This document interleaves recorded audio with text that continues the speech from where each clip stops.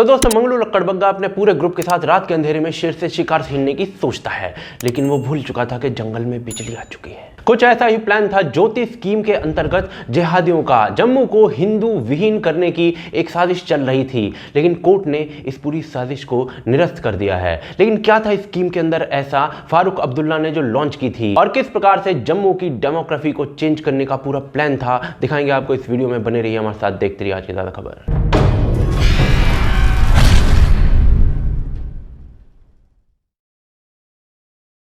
तो दोस्तों 12 अक्टूबर को फारूक अब्दुल्ला जो है वो मूसा खान बनकर टीवी पर आते हैं और कहते हैं कि हमें यकीन है कि हम कश्मीर के अंदर आर्टिकल 370 को चीन की मदद से वापस ले आएंगे। अब देश का एक आम आदमी अपनी रोटी की लड़ाई लड़ते लड़ते इस प्रकार के बयानों को सोचकर अचानक से सोचने लगता है, भाई इस आदमी को क्या हो गया, अचानक से पाकिस्तान की जगह चीन बोल रहा है। लेकिन कोई भी बयान इसी प्रकार से नहीं दे दिया जाता। 12 अक्टूबर को यह बयान आया था क्योंकि 9 अक्टूबर यानी 9 अक्टूबर को जम्मू कश्मीर हाई कोर्ट ने रोशनी एक्ट पर अपना फैसला सुनाया था और इस एक्ट को संविधान के विरुद्ध कहते हुए सारी अलॉटमेंट रद्द कर दी थी और सीबीआई को 25,000 करोड़ यानी 25,000 करोड़ के स्कैम की जांच के लिए कहा था। अब इतने बड़े कांड पर कोई बात ही नहीं हुई क्योंकि अब्दुल्ला जी ने जो है एक कनकटा बयान दे डाला और मीडिया ने उसे दिखा डाला। कोर्ट के ऑर्डर के बाद जम्मू कश्मीर की सरकार ने यानी कि जम्मू कश्मीर के लेफ्टिनेंट गवर्नर ने भी इस पूरे एक्ट को निरस्त कर दिया है। लेकिन अब यह जानने का टाइम आ गया है कि इस एक्ट के अंदर ऐसा क्या था जिससे जम्मू क्षेत्र की हिंदू आबादी जो थी उसकी डेमोग्राफी पूरी तरीके से चेंज हो रही थी। तो दोस्तों 2001 में फारूक अब्दुल्ला की जम्मू कश्मीर के अंदर सरकार होती है। वो एक एक्ट लाते हैं जिसे बोला जाता है जम्मू एंड कश्मीर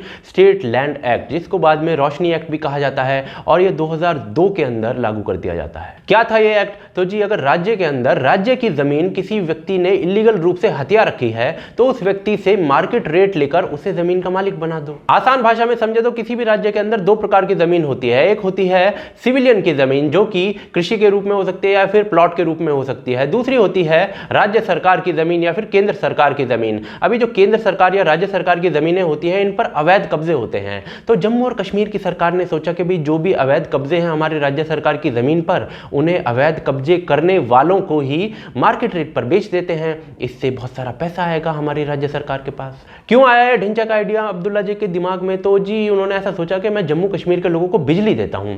अब बिजली देने के लिए बिजली बनानी पड़ेगी, बिजली बनाने के लिए पैसा चाहिए, पैसा राज्य सरकार के पास है नहीं, राज्य सरकार के पास जमीन है उन पर लोगों के कब्जे हैं। तो उन्होंने सोचा कि जिन जमीन पर कब्जे हैं उनको मार्केट रेट पर बेचकर पैसा लेते हैं। अब एक्ट तो बना दिया और मार्केट रेट पर बेचने का उसको प्लान भी बना लिया, लेकिन अब ये नापना पड़ेगा कि भाई कितनी जमीन पर अवैध कब्जा है। तो उसको नापने के लिए 2006 तक का टाइम लिया गया और ये नाप कर निकाला गया कि 1,25,00,000 कनाल जो है जमीन वो सरकार के पास है। उसमें से 20 लाख कनाल यानी 2 मिलियन कनाल जो है वो उस पर अवैध कब्जा है और इस अवैध कब्जे वाली जमीन को मार्केट रेट पर बेचकर सरकार करीब 25,000 करोड़ रुपए कमा सकती है। यानी कि पैसा ही पैसा होगा लोगों को बिजली देने के लिए। अब आर्टिकल 370 और 35A के कारण जो है वो सारी जमीन ये वाली ये सिर्फ जम्मू और कश्मीर के परमानेंट नागरिकों को ही दी जा सकती थी। लेकिन आगे देखिए पेच कैसे फंसे। शुरू में जब 2002 में ये कानून आया तो उस समय इस कानून के अंदर ये था कि जो व्यक्ति 1990 तक जमीन पर कब्जा कर चुका है और करीब 10 साल से उस जमीन पर उसका कब्जा है उसको ही जमीन दी जाएगी मार्केट रेट पर। लेकिन इस कानून के अंदर ना 2 बार संशोधन कर दिए गए। एक बार किया गया 2004 में मुफ्ती मोहम्मद सईद के द्वारा, जिन्होंने कहा कि भाई 2004 तक जो व्यक्ति जमीन कब्जा चुका है उसे जमीन हम दे देंगे। फिर आए गुलाम नबी आजाद, उन्होंने कहा कि 2007 तक जो जमीन कब्जा चुका है उसको हम जमीन दे देंगे। यानी कि शुरू में जो रूल 1990 का था उसे 2007 तक ऐसे ही पहुंचा दिया गया।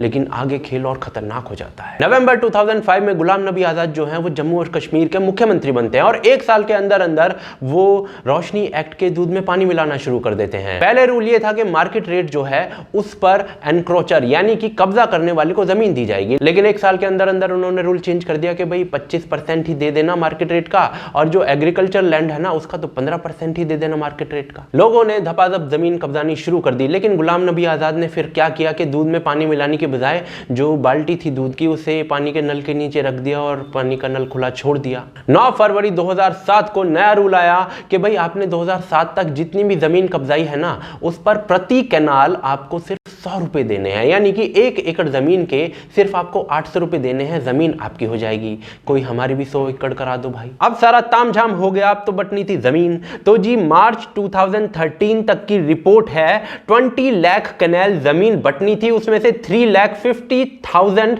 कैनाल जमीन जो है वो बांट दी गई। और पैसा पता है इससे कितना मिला? 76 करोड़। सीएजी की रिपोर्ट है ये, यानी जिस स्कीम से 25,000 करोड़ कमा के राज्य को बिजली देनी थी, उससे सिर्फ 76 करोड़ 76 करोड़ कमाया गया। यानी कि एम बिल्कुल भी राज्य के लिए पैसा कमाना तो था नहीं, ताकि लोगों को बिजली दी जा सके। तो फिर क्या हो सकता है इन लोगों का एम? तो जी ऐसे कंफर्म होके तो ऊपर वाला ही बता सकता है, लेकिन हम चलिए इनके पत्ते देखने की कोशिश करते हैं। तो अगर हम सिर्फ 2001 के सर्वे के अनुसार देखें तो जो सिर्फ जम्मू रीजन है उसमें हिंदू पॉपुलेशन 65% थी और मुस्लिम पॉपुलेशन जो थी वो 31% थी। लेकिन 2011 के सर्वे के अनुसार जो हिंदू पॉपुलेशन है वो 3% से डिप हुआ है और मुस्लिम पॉपुलेशन 3% से इंक्रीज हुआ है। लेकिन इस समय अब रोशनी स्कीम का क्या लेना देना है? तो जी रोशनी स्कीम के अंदर लोगों को जमीनें बांटकर उनको सेटल किया जा रहा था। तो इस जम्मू कश्मीर का जो पूरा रीजन है उसके अंदर जम्मू के अंदर 25,000 सेटलमेंट्स हुए थे, यानी कि 25,000 से ज्यादा लोगों को सेटल किया गया था।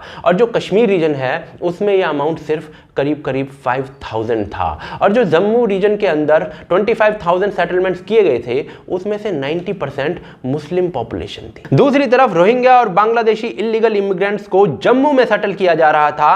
सरकारी आंकड़ों के संख्या के हिसाब से यह संख्या 13,700 थी। 2008 से 2016 तक इनमें 6,000 की वृद्धि हुई। अगर हम पूरे भारत की बात करते हैं तो जो मुस्लिम पॉपुलेशन है वो 0.8% से बढ़ गई थी, अगर हम 2001 से 2011 तक का सर्वे लेते हैं। लेकिन जम्मू रीजन में 3% से बढ़ गई थी। दूसरी तरफ इस स्कीम के लॉन्च से करीब 10 साल पहले कश्मीर के अंदर भी डेमोग्राफी को चेंज कर दिया गया था, लाखों कश्मीरी हिंदुओं को वहां से बाहर करके। और ये जो सारे कश्मीरी हिंदू थे ना, इनमें से ज्यादातर आए थे जम्मू रीजन में। तो इस वजह से जो टोटल जम्मू कश्मीर की पॉपुलेशन थी उसमें अगर हिंदू और मुस्लिम परसेंटेज को देखें तो आपको ज्यादा फर्क नहीं दिखेगा। लेकिन अगर कश्मीर की सिर्फ देखें तो वहां से हिंदू रहित हो गया था कश्मीर। लेकिन इस स्कीम के अंदर जो किया जा रहा था उससे साफ साफ प्रतीत होता है कि कश्मीर के बाद डेमोग्राफी चेंज करने का इरादा था अब जम्मू रीजन में। लेकिन सरकार के और कोर्ट के ऑर्डर के बाद वो थोड़ा बहुत फेल होता दिख रहा है। रोशनी एक्ट के तहत दी गई जो जमीनें थी वो लोगों से वापस ली जाएंगी और उन्होंने जो पैसे दिए थे वो उनको वापस किए जाएंगे।